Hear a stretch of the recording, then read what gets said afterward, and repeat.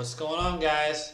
It's me, Cody Marchant from HideandSeek.com, and we're back at it, talking about Draftkings, talking about the NFL, and it's what everybody loves. We love a bargain at the running back position. So this video right here is breaking down my top 4 favorite values at the running back position for Week 10, all under 5K. We got 4 people. I'm going to break it down, my least favorite value that I still like to my favorite value. So starting at number 1, we will go down the list to our boy from Chicago, Jordan Howard. So Jordan Howard, I like just a little bit more than Duke Johnson this week at 4,700. They share a price tag, but you know, it's Draftkings, it's running back position. We're looking for volume. And you know, Jordan Howard, not one game this year, under 11 carries. Sorry for shaking the screen. You know, they've been trying to grind down the clock, giving the ball to Jordan Howard. He's been putting up, 4 touchdowns his last 3 games. You know, hasn't been amazing with it, 3.3, 3.7, 3.4. You know, he's not breaking off long runs, but he's getting carries and he's scoring touchdowns. And at 4,700, you know, we're really looking at him to get 13, 14 points to pay off for value.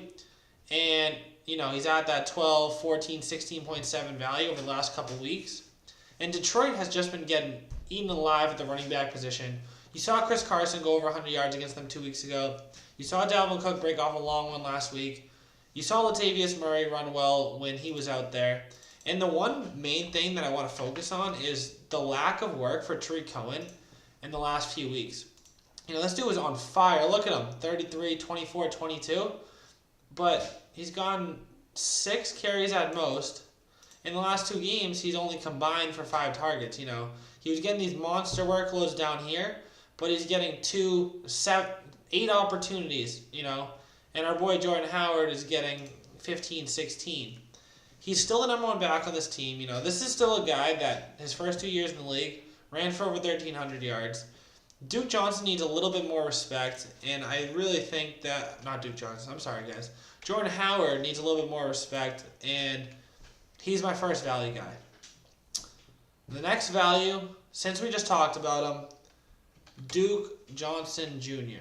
I just said that I like Jordan Howard a little bit more, so don't worry about that. He's still my second favorite value. This is probably my least favorite value. It goes 3, 4, 2, 1. Sorry about that. Just weird order. It doesn't matter, guys. Just watch the video. We got Duke Johnson. You know, he's not going to do anything in the run game, but he is a pass catcher and a running back body. You know, 9 targets last week, 9 catches, 2 touchdowns, and this week he gets to play the holy grail of pass catching running back matchups in the Atlanta Falcons. Right, the Atlanta Falcons cannot stop running backs that can catch the ball. Duke Johnson is the perfect player to play against Atlanta. I don't like Duke Johnson more than Jordan Howard just because I think he's a bit more risky. If we're talking tournaments, give me Duke over Jordan Howard because the upside is not really there for Jordan Howard where it is with Duke. But in cash, it's Jordan Howard. In tournaments, it's Duke. You know, you need these type of cheaper running back options to fill out your full rosters. And that's why I do these videos for you guys, because it's easy to say, oh, I want Melvin Gordon against the Raiders, but how do you get there? You get there with people like Jordan Howard, you get there with people like Duke Johnson.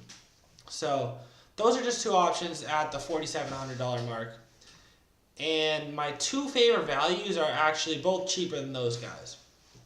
My second favorite value on this slate is Judge Ito. You know, this guy, right, playing in his rookie year, he's kind of inconsistent with how much workload he's getting, but I really think that he's pushing to be on that better half of the 55-45 split that has been going on between Tevin Coleman and him.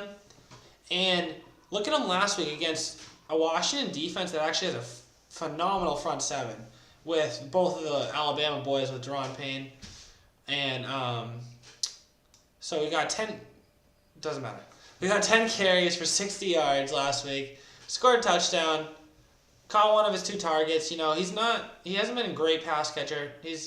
Was better during the beginning of the season, But, he's not really averaging a lot of yards with those catches. 4, 14.5, negative, 5, 4. So that's not really a strong suit. He hasn't been super efficient with the ball.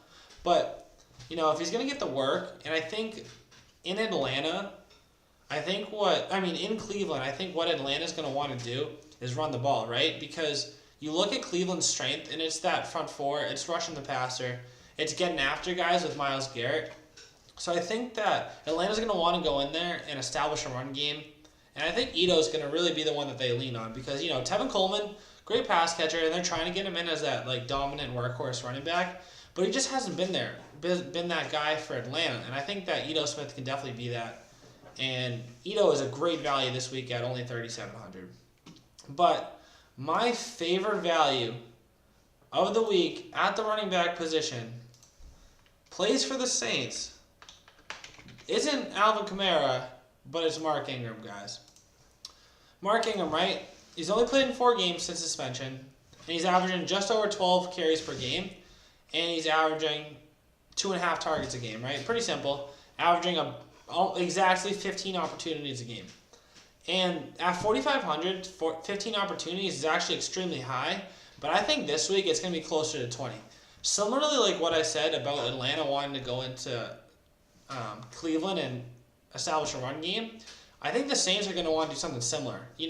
That's their identity now. It's last week we saw Drew Brees go back to vintage Brees against the Rams and throw for 400 yards and a bunch of touchdowns, but that's not who they want to be anymore. They want to be this team that can run the ball 30, 40 times a game with Mark Ingram and Alvin Kamara.